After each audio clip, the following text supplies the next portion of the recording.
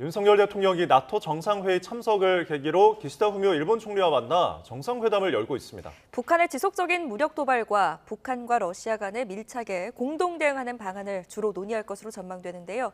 취재기자 연결해서 들어보겠습니다. 신윤정 기자. 네, 나토 정상회의가 열리는 미국 워싱턴 DC입니다. 네, 앞서 저희가 속보로 전해드렸습니다만 한일 정상회담 지금 열리고 있는 거죠? 네, 그렇습니다. 약 20분 전인 오전 6시 반쯤부터 현지 시각으로는 10일 오후 5시 반쯤부터 열리고 있습니다. 윤 대통령은 나토 정상회의 참석을 위해 현지 시간으로 10일 오전 워싱턴 DC에 도착했는데요. 역시 인도태평양 파트너국으로 초청된 기시다 일본 총리와 정상회담이 성사돼서 지난 5월 한중일 정상회담 이후 한 달 반 만에 다시 마주 앉게 됐습니다.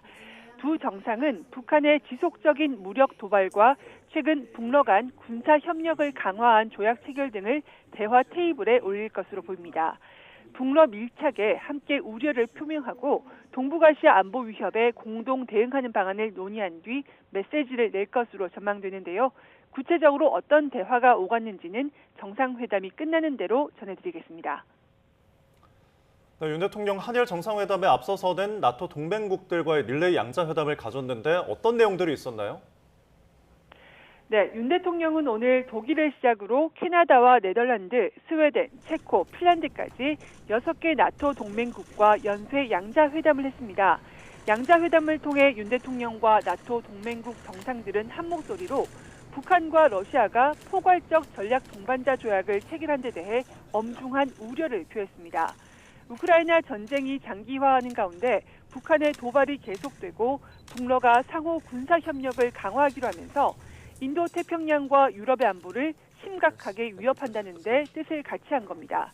또 안보리 결의를 위반하는 북러 군사 협력에는 국제사회와 연대해서 단호히 대처해 나가기로 했습니다. 회담에서는 다양한 분야에서의 협력 강화 방안도 언급됐는데요.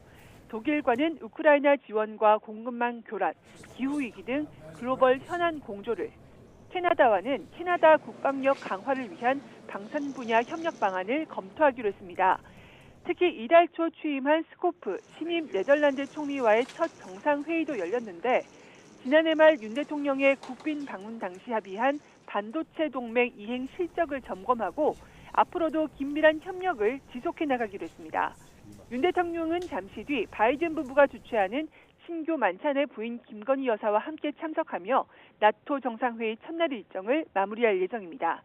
지금까지 미국 워싱턴 DC에서 YTN 신윤정입니다.